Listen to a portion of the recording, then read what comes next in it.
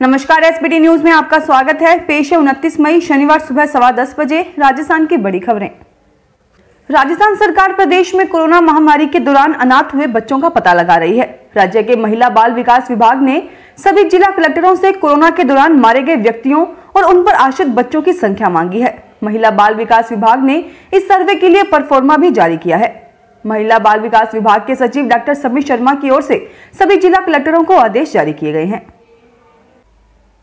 राजस्थान में हिंदू प्रवासियों के कोविड-19 टीकाकरण को लेकर अनिश्चितता के बीच राज्य सरकार ने टीकाकरण के लिए उनकी पहचान को लेकर उच्च न्यायालय से कुछ और समय देने का अनुरोध किया है। हाईकोर्ट ने कहा कि टीकाकरण के लिए बिना पहचान पत्र वाले लोगों के संबंध में केंद्र के निर्देश के बावजूद राज्य सरकार ने ऐसे लोगों की पहचान के लिए कदम नहीं उठाए हैं।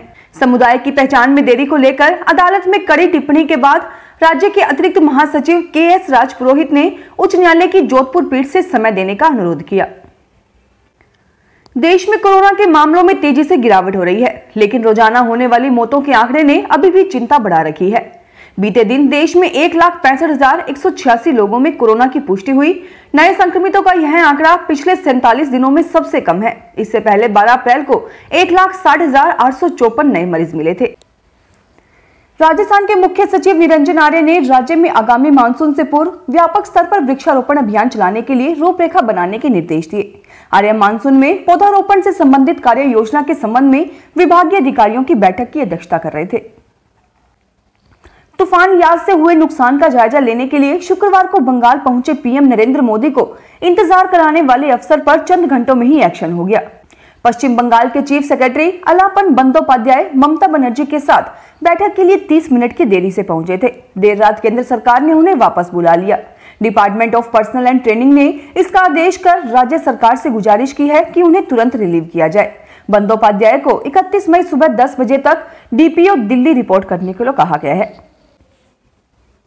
राजस्थान में कम होते कोरोना के मामलों को देखते हुए राज्य सरकार 1 जून से मिनी अनलॉक की शुरुआत करने जा रही है। मिनी अनलॉक इसलिए क्योंकि बहुत ज्यादा छूट नहीं मिलने वाली है। अनलॉक के पहले फेज में बाजार में सीमित संख्या में दुकानों को खोलने की मंजूरी मिलेगी।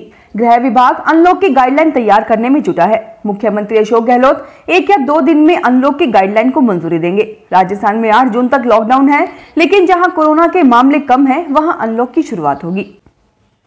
पश्चिम बंगाल में चुनाव के वक्त से शुरू हुई केंद्र और मुख्यमंत्री ममता बनर्जी की तनातनी अब तक जारी है। शुक्रवार को यास तूफान से हुए नुकसान का जायजा लेने प्रधानमंत्री नरेंद्र मोदी पश्चिम बंगाल पहुंचे तो ममता उनकी रिव्यू मीटिंग में समय से नहीं पहुंची। मीडिया रिपोर्ट्स के मुताबिक वे मीटिंग में शुभेंदु अधिकारी को बुलाए जाने से नाराज थी। हाल ही में हुए विधानसभा चुनाव में नंदीग्राम सीट से लड़ी ममता शुभेंदु से हार गई थी।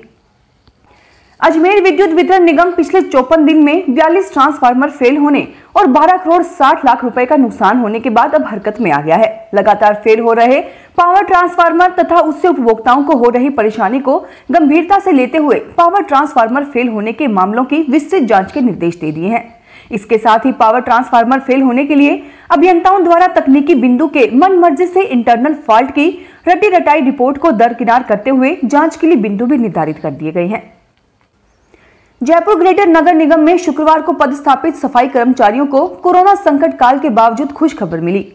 1054 सफाई कर्मचारियों को परिवीक्षा काल पूरा होने पर महापौर सौम्या गुर्जर की ओर से स्थायीकरण के आदेश जारी किए गए। इससे पहले 402 अस्थायी सफाई कर्मचारियों के स्थायीकरण के आदेश इसी साल मार्च में जारी किए गए थे। छबड़ा के तहसीलदार जतिन दिनकर टीम के साथ कस्बे की गाड़ियां लुहारों की बस्ती में कचौरी समोसे बांटते दिखे तो हर कोई अचरज में पड़ गया। सुबह सुबह नाश्ते में कचौरी समोसे पाकर जरूरतमंद परिवार खुश हो गए। किसी को यह समझ नहीं आया कि आखिर तहसीलदार क्यों कचौरी समोसे बांट रहे हैं। पूरा मामला तब खुला जब गाइडलाइन का उल्लंघन कर कस्बे के कुछ रेस्टोरेंट संचालक कचौरी समोसे बेच रहे थे। इसकी शिकायत मिलने के बाद शुक्रवार सुबह सुबह तहसीलदार ने कस्बे में 3 जगह छापा मारा। नए आईटी कानून के तहत 7 सोशल मीडिया प्लेटफॉर्म्स ने अपने अफसरों के नाम केंद्र सरकार को भेजे हैं।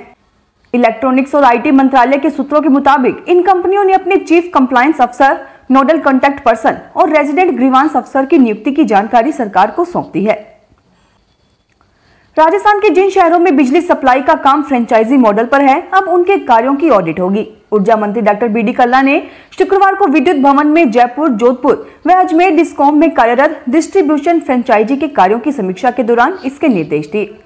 ऊर्जा मंत्री कल्ला ने कहा कि फ्रेंचाइजी मॉडल वाले क्षेत्रों में उपभोक्ताओं की समस्याओं को प्राथमिकता से निस्तारण हो।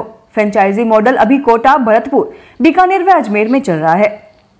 वर्तमान में एमबीसी मॉडल का स्वतंत्र एजेंसी द्वारा अध्ययन करवाया जा रहा है। देश में हर दिन कोरोना वैक्सीन के 27 लाख डोज बन रहे हैं, लेकिन इतने डोज लोगों तक नहीं पहुंच पा रहे।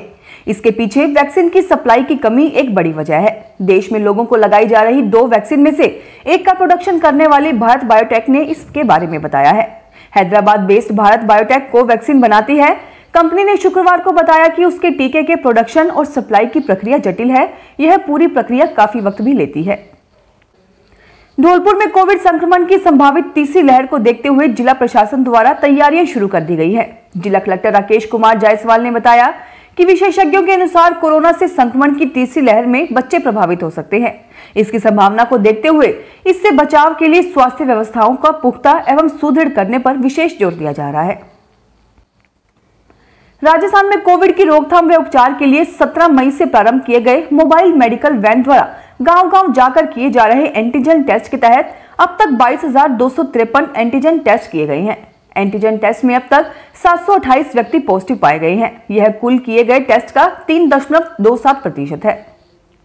इस बारे में चिकित्सा एवं स्वास्थ्य मंत्री डॉक्टर रघु शर्मा ने बताया कि सभी जिलों के प्रत्येक खंड में मोबाइल मेडिकल वैन या बेस एम्बुलेंस भिजवाकर एंटीजन टेस्ट किए जा रहे हैं। फिलहाल इस बुलेटिन में इतना ही, फिर हाजिर होंगे और बड़ी खबरों के साथ। एसबीटी न्यूज के वीडियो देखने के लिए हमारे चैनल को सब्सक्राइब करें और नोटिफिकेशन पाने के लिए बेल आइकन को प्रेस करें।